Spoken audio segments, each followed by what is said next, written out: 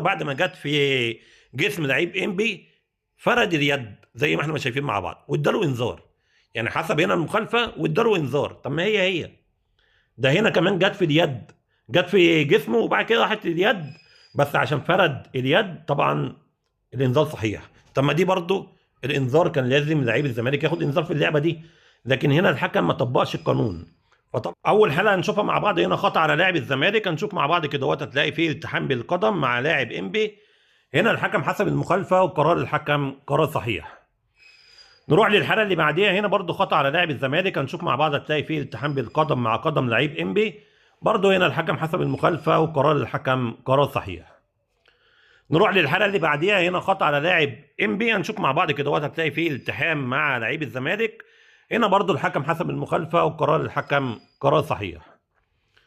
نروح للحاله اللي بعديها. هنا خطا على لاعب الزمالك. هنشوف مع بعض هتلاقي فيه التحام بالقدم مع قدم لعيب انبي. هنا الحكم حسب المخالفه وقرار الحكم قرار صحيح.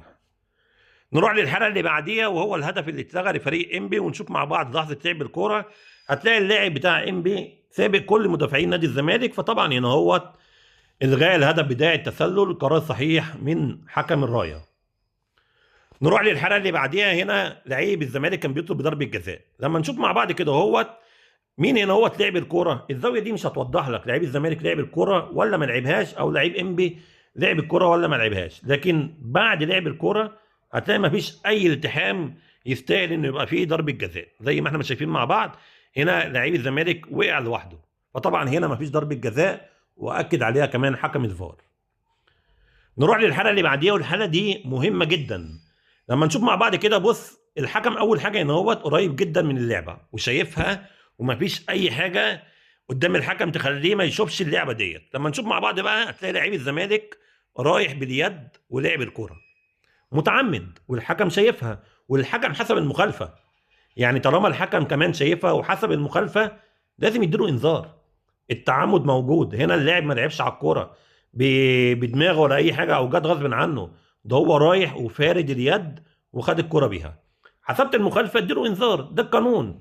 اللعبه اللي بعديها بقى هتلاقي الحكم بعيد عنها والكوره صعب ان هو يشوفها، لكن الكوره بعد ما جت في جسم لعيب انبي فرد اليد زي ما احنا ما شايفين مع بعض واداله انذار.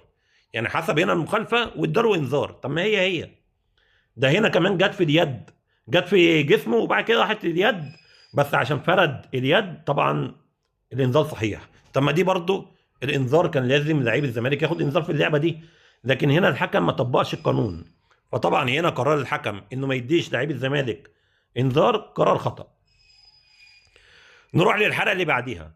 الحلقه دي برضو هنا الحكم ما طبقش القانون فيها. لما نشوف مع بعض كده تعرف ان في اللقطه دي كان لازم يبقى فيه فاول على لعيب الزمالك، لان هنا القانون بيقول لك لو اللاعب استحوذ على الكره برجليه الاثنين بالطريقه ديت لازم يبقى معاه فاول على لعيب الزمالك، لكن هنا الحكم ما حسبش فاول على لعيب الزمالك، واول ما الكوره ما راحت لزميله حسب فاول على لعيب انبي، فطبعا هنا برضو قرار الحكم قرار خطا. نروح للحلقه اللي بعديها، وهنا خطا على لاعب انبي. هنشوف مع بعض كده هتلاقي لعيب انبي دايس بقدمه على قدم لعيب الزمالك. هنا الحكم حسب المخالفه، بس لعبه زي دي كان لازم لعيب انبي ياخد انذار. نروح للحلقه اللي بعديها. هنا خطا على لاعب الزمالك. هنشوف مع بعض هتلاقي فيه دفعه في ظهر لعيب انبي. هنا الحكم حسب المخالفه وقرار الحكم قرار صحيح. نروح للحلقه اللي بعديها. هنا خطا على لاعب انبي. هنشوف مع بعض هتلاقي فيه تدخل بقوه على قدم لعيب الزمالك. هنا الحكم حسب المخالفه وادى اللاعب انذار، وطبعا هنا قرار الحكم قرار صحيح. نروح للحلقه اللي بعديها، وهنا برضو قرار من الحكم قرار غريب جدا. الكره دي كانت ضربه ركنيه لنادي الزمالك، بس في لعيب من نادي انبي وقع على الارض.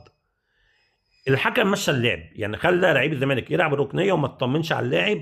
طبعا لعيبه نادي الزمالك كملت اللعب عادي، ما حدش يتكلم بقى عن الروح الرياضيه، اللعيبه كملت. لكن هنا الحكم نفسه، الحكم كان لازم يوقف اللعب ويطمن، لان كده كده اصلا الكره بره، يعني الكره ضربه ركنيه، لكن الحكم مشى اللعب. طبعا هنا قرار غريب جدا من الحكم. الاغرب بقى ان لعيب نادي الزمالك في اللحظه دي يعني ضرب ما بينه وما بين حكم الرايه نقاش وبيشاور له بايديه. طبعا ما حد سامع النقاش، لكن كان واضح جدا ان حكم الرايه ما عجبوش الكلام وجاب حكم الساحه. لما جاب حكم الساحه ايه اللي حصل؟ ما ادالوش انذار ان هو بيكلمه كده يعني معنى ان الحكم الرايع يجيب الحكم ويقول له تعالى اللاعب ده يعني تجاوز معايا، لازم تروح تديله انذار، لكن ده ما حصلش. في لعبه بعديها الكوره جت في وش لعيب انبي، والقانون بيقول الكوره او اي اصطدام في الوش لو اتنين لعيبه اتخبطوا مع بعض مهما كانت الكوره لازم توقف اللعب وتطمن على اللاعب. هنا الكوره جت في وش لعيب انبي، الحكم كمل اللعب وما وقفش اللعب. وطبعا هنا قرارات غريبه جدا من الحكم، انه على الاقل ما بيطبقش القانون في في لعب خطر جدا في المباراه. دي كانت اهم الحالات التحكيميه في مباراه نادي الزمالك وفريق انبي. شكرا.